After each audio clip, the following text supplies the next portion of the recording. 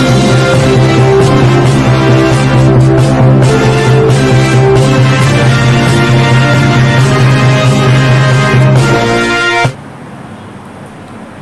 Welcome to ANCT news. ఇక వార్తల్లోని వివరాలు చూద్దాం. భద్రాద్రి కొత్తగూడెం జిల్లా ఇల్లందు మండలం మాణిక్యారం డీసీసీబీ డైరెక్టర్ జనగాం కోటేశ్వరరావు విలేకరుల సమావేశం నిర్వహించారు. మాణిక్యారానికి చెందిన కొంతమంది రైతులు సొసైటీ నుంచి తెచ్చుకున్న ఎరువుల బస్తాలను తన షాపులో నిల్వ ఉంచారని పేర్కొన్నారు. వారి బంధువు చనిపోవడంతో అటు వెళ్లిన క్రమంలోనే ఈ విధంగా తన షాపులో ఎరువుల బస్తాలను నిల్వ ఉంచారని తెలిపారు. కొంతమంది తనను రాజకీయంగా ఎదుర్కోలేక ఈ విధంగా బురద జల్లుతున్నారని వాపోయారు. పోలీసులకు ఈ సమాచారం చేరవేసి తనపై అసత్య ప్రచారాలు చేశారని తెలిపారు. ఈ క్రమంలోనే మాణిక్యారం గ్రామ రైతులు మాట్లాడుతూ, రైతులందరం కలిసి ఇల్లెందు సొసైటీ నుంచి 70 యూరియా బస్తాలు తెచ్చుకున్నామని, జనగాం కోటేశ్వరరావు గోడౌన్లో వేయమని మేమే అడిగామని తెలిపారు. వారు నిరాకరించిన ప్రాధేయపడిన క్రమంలో జనగాం కోటేశ్వరరావు సరైనని దించుకున్నారని, ఈ క్రమంలోనే ప్రత్యర్థులు పోలీసులకు ఫిర్యాదు చేశారని పేర్కొన్నారు. ప్రింట్ అండ్ ఎలక్ట్రానిక్ మీడియా మిత్రులకు అందరికీ నమస్కారాలు. మొన్న 2వ తారీఖు రోజు మా గ్రామ రైతులు ఇల్లెందు సొసైటీకి వెళ్ళి యూరియా బస్తాలు కొనుక్కోవడం అనేది జరిగింది. వారు మా ఇంటికి వచ్చి, ఒక మనిషి లేడు, ఆయన దింపుతాం, మాకు కూడా వర్షం వచ్చేటట్టుంది, ఇక్కడ దింపుతామని అంటే నేను వద్దన్నా. అయినా వాళ్ళు రిక్వెస్ట్ చేస్తున్నటువంటి క్రమంలో ఇలా దింపుకోవడానికి ప్రధాన కారణం ఏంటంటే, నైట్ 8:30-9 అవుతుంది. ఆ టైంలో వర్షం వచ్చేటటువంటి పరిస్థితి ఉంది కాబట్టి ఇక్కడ దింపుకుంటామని రిక్వెస్ట్ చేశారు. ఆయన కూడా దింపమని దింపించారు కాబట్టి తెల్లారే తీసుకుపోతామని వాళ్ళు చెప్పారు. మా రైతులు, మా బంధువులు కూడా అందులోనే ఉన్నారు కాబట్టి మనం దింపించినాం. వాళ్ళ దగ్గర రిసిప్ట్లు కూడా ఉన్నాయి. ఇది జరిగినటువంటి విషయం.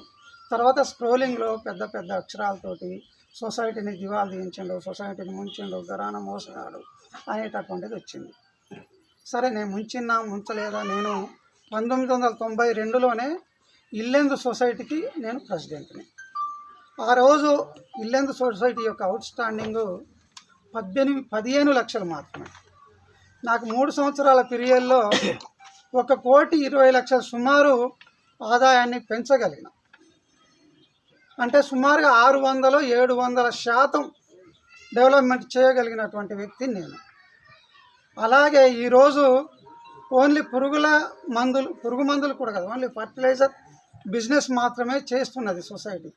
నేను ఆ రోజుల్నే పేరు ప్రైజ్ షాప్ అంటే చౌక ధరల బియ్యాన్ని మా సొసైటీ ద్వారా అమ్మించిన, అలాగే లేపాక్షి బుక్కులు ఉండేటి, నోట్బుక్స్, లేపాక్షి బుక్ల వ్యాపారం చేసిన, క్యాష్ కౌంటర్ పెట్టించి వ్యాపారం చేసిన, అట్లా సొసైటీని 600-700% పెంచగలిగినటువంటి వ్యక్తిగా నేనున్నా. అప్పటి నుండి నేను సుమారుగా 15 సంవత్సరాలు ఎక్కడైనా ఎవరి దగ్గరనైనా ₹1 తీసుకున్నట్టుగా, లంచం తీసుకున్నట్టుగా ప్రూఫ్ చేయగలిగితే ఇక్కడే నేను రాజీనామా పెడతాను. ఇప్పుడు ఆ డైరెక్టర్ పోస్టుకు నేను ఈ మందు కట్టలు కొంటే ₹285 రైతుకి ఇచ్చేటటువంటిది, ₹30 ట్రాన్స్పోర్టింగ్, దింపితే 10. ఇక్కడ అమ్మేటటువంటిది నాకు మొన్న 19వ తారీఖు వరకు యూరియా నా దగ్గర స్టాక్ ఉంది. 19వ తారీఖు వరకు అమ్మినటువంటి స్టాక్ రిజిస్టర్ కూడా మీకు చూపెడతా. దీన్ని నేను బ్లాక్లో అమ్మగలిగితే వచ్చేది, ఒకవేళ నేను కొని అమ్మగలిగితే ఈరోజు ₹380, ₹350కి అమ్ముతాను. వచ్చేటటువంటిది కట్టకు 15 కానీ 50 కానీ వస్తాయి. 70 కట్టలకు 3,500, 15 అమ్మితే ₹1,000 చిల్లర వస్తాయి. దాని కొరకు నేను కక్కుర్తి పడి చేయాల్సినటువంటి అవసరం లేదు. ఎవరికైనా లోన్ ఇప్పిస్తే, ₹1,00,000 లోన్ ఇప్పిస్తే వాడు 10,000 చేతిలో పెట్టిపోతాడు. అట్లా లోన్లు ఇప్పించినటువంటి పరిస్థితి ఉంది. ముద్ర లోన్లని సుమారుగా మా బ్యాంకు ద్వారా సుమారుగా ₹3 కోట్ల ఇప్పించిన. అలా కాకుండా అనేక రకాల లోన్లు కూడా ఇప్పించిన చరిత్ర ఉంది. ఎవరి దగ్గర కూడా టీ కూడా తాగను. అటువంటి ఆయనను పట్టుకొని కావాల్సినంత చేసిండ్రు. వాస్తవంగా నాకు వాటికి ఎలాంటి సంబంధం లేదు. అట్లనే సొసైటీని నేను మోసం చేయాల్సినటువంటి అవసరం లేదు. ఈరోజు మోసం చేసినారు అనేటటువంటి గరాన మోసం 70 కట్టలకు గరాన మోసం చేసిన సొసైటీ మొత్తం దివాలా తీయించారు అనేటువంటి స్క్రోలింగ్ పెట్టుకున్నారు. ఇది నాకు సంబంధం లేదన్నటువంటి వాటిని నేను క్లియర్గా దాన్ని విభేదిస్తున్నా, ఆ ఆరోపణను ఖండిస్తున్నా. రాజకీయంగా దెబ్బతీయడానికి వీరెనక కూడా ఇంకొక ముఠా ఉంది, వీరెనక రాజకీయ ముఠా ఉంది. ఆ ముఠా చెప్పినట్టుగా వీళ్ళు వింటున్నారు. వాళ్ళు ఎవరో కూడా మాకు పర్టికులర్ తెలుసు. వాళ్ళు నిన్న పంచనామా చేసేటప్పుడు ప్రజలలో కూడా భిన్నంగా మాట్లాడినారు. మాకు వీళ్ళని అనుకున్నాం, తర్వాత వీళ్ళంటే ఎవరు ఉన్నారు అనేది కూడా మాకు క్లియర్గా తెలిసింది. వాళ్ళని మేము పొలిటికల్గానే నాతోటి ఎదుర్కొనే శక్తి కావాలని ఇలాంటివి చేస్తున్నారు.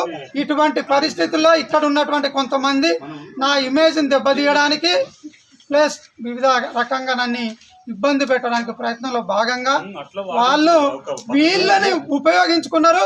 వీళ్ళు కూడా వాళ్ళకు ఉపయోగపడ్డారు అనేది నేను గట్టిగా భావిస్తున్నా. ఇదే జరిగేటటువంటిది, ఇదే జరిగింది. కాబట్టి నేను గతంలో చెప్పినట్టుగా లీగల్గానే నేను ప్రొసీడ్ కాదలుచుకున్నాను. పోయినా రమేష్ మాది మేము అయ్యాల అందరం వచ్చి రైతులం వచ్చి అందరం కలిసి పోయి వచ్చారు రాసారు. రాసినాక చాలా సేపు దాకా కూర్చొని ఆకలి అవుతుంది. బండి వచ్చిన బండి అయిపోయినాయి. ఈరే కట్టలు అయిపోవటమే. ఇంకా ఆయన అన్న చాలా లేట్ అయి తప్పింది. మీ డ్రైవర్ ఉన్నాడు కదా మాయమ్మటి సారు, అన్ని వచ్చారులు అవుతున్నాయి, మన కన్నా అవుతున్నాయి. మనం భయపడవసరం లేదు, ఒకటి అవసరం లేదు. వచ్చారులు పట్టుకొని పోయి మొత్తం మన అన్నీ వేసుకొని 70 కట్టలు వేసారు. మొత్తం 14 మంది రాత్రి. ఒక్కటే బజారు, 2 బజారు, అవతల వెనక బజారు, ఈ బజారు. మనకైతే డౌట్ లేదు. అవసరం అయితే గోడలే దింపించుకుందాం. ఒకవేళ వారం పట్టైనా చీకటి పడ్డా కూడా వేసుకొని వచ్చి మన గోడలే దింపించుకొని మన అందరి ఒకేలే చేయాలి కూడా. ఇప్పుడు చూసిన అంతే ఉండాలి, చెప్పిన అంతే ఉండాలి. 7-8 మంది డాక్టర్లు ఎప్పుడైనా వచ్చినా కూడా ఒక్కసారి వేసుకొని పోతాం. ఒక డాక్టర్ మాట్లాడుకొని తీసుకొని పోయి వేసి ఆడే వస్తాం. అందుకనే కొద్దిగా మేము వెనక ముందు అయినా కూడా తీసుకొని వచ్చి ఆ గోడలు దింపి కాదంటాలే, గోడలు దింపి తెల్లారి మనం అందరం కలిసి కాంచే కదా. ఒక్క ఇంటింటికి దింపాలంటే దింపలేరు, డైరెక్ట్గా వేసుకొని పోదాం అని ఆయన వీడికి వచ్చింది. వీడికి వచ్చినాక మాత్రం ఆయన ఏం చేసిండు, మా రైతు వచ్చి నేను ఊరికి పోతాను కానీ మా అత్త చచ్చిపోయింది, మేనత్త కమ్మ అవతలకి పోయి ఎమ్మడి తిరిగొత్తలేదు అంటే ఆడిపోతారంటే దానం కాలేదు. తెల్లారైంది.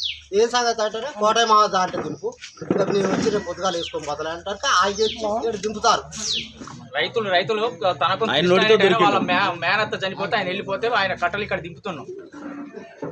కృష్ణ రైతు దింపినాక వచ్చి బయటికి పోదామని వేరే రైతు అని ఇంకొక రైతు వచ్చి మాకు దింపుతుంపారంటే కృష్ణ అనే రైతు కట్టలేడు దింపమని చెప్పేసి కృష్ణ చెప్పిండు. వాళ్ళ మేనత్త చనిపోతే ఆయన ఊరెళ్ళిండు.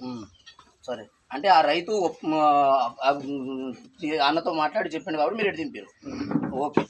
మేము సొసైటీ ఆఫీస్లో మా వర్క్ సంబంధించినటువంటి ఒక 14 మంది, నాతో పాటు ఒక 13 మంది రైతులను అక్కడ పిఎస్సిఎస్ ఆఫీస్లో మందు కట్టలు కొనుగోలు చేసినాం. ఇటువంటి పర్చేజ్ చేయడం కోసం పోయినప్పుడు అవి మధ్యాహ్నం వరకే పిఎస్సిఎస్ ఆఫీస్లో ఉన్నటువంటి స్టాక్ అయిపోవడం జరిగింది. అక్కడ ఉన్నటువంటి సిబ్బందిని మేము అడగగా వాళ్ళు 6 గంటల వరకు ఒక వ్యాగన్ అంటే లారీ వస్తుంది అని చెప్పేసి వాళ్ళు మాకు చెప్పినారు. అయితే మేము ఉదయం నుంచి అక్కడే ఉండడం వల్ల ఆకలి అవుతుందని చెప్పేసి అక్కడ ఉన్నటువంటి సిబ్బందికి చెప్పి మా స్లిప్పులు మీకు ఇచ్చి వెళ్తాము, వేసి పంపించండి అని మా డ్రైవర్ని అక్కడ పెట్టి పంపించడం జరిగింది. అది సాయంత్రం అయింది. 8-9 ప్రాంతంలో ఆ మధ్యలో మా గడికి వ్యాన్ రావడం, నేను తీసుకొచ్చినటువంటి బొలేరో అయితే ఉందో మా దగ్గరికి రాగానే రైతులు అంతమంది లేరు, కొంతమంది ఉన్నారు. ఉన్నటువంటి దాంట్లో ఉన్న కొంతమంది ఇక్కడ ఒకతనేమో వాళ్ళ అత్తయ్య ఎవరో చనిపోయినారు అని చెప్పేసి అక్కడికి పోవడం వల్ల ఉన్నటువంటి ఇక్కడ ఆయనది ఇక్కడ దింపేసి మిగతా వాళ్ళం అక్కడ దింపుకుందామని, ఎవరి ఇంట్లో వాళ్ళు దింపుకుందామనే ఆలోచనలో ఉన్నాం అనమాట. అప్పటికి వర్షం వస్తూ ఉంది, కొంతమందికి బయట ప్లేసులు లేక డైరెక్ట్గా అసలు అయితే మేము ఎప్పుడు పర్చేజ్ చేసినా కానీ చేన్లలో వేసుకుంటాం. కాకపోతే ఇంట్లలో వేసుకోవడానికి కొంతమందికి వెసులుబాటు ఉంది, కొంతమందికి వెసులుబాటు లేదు.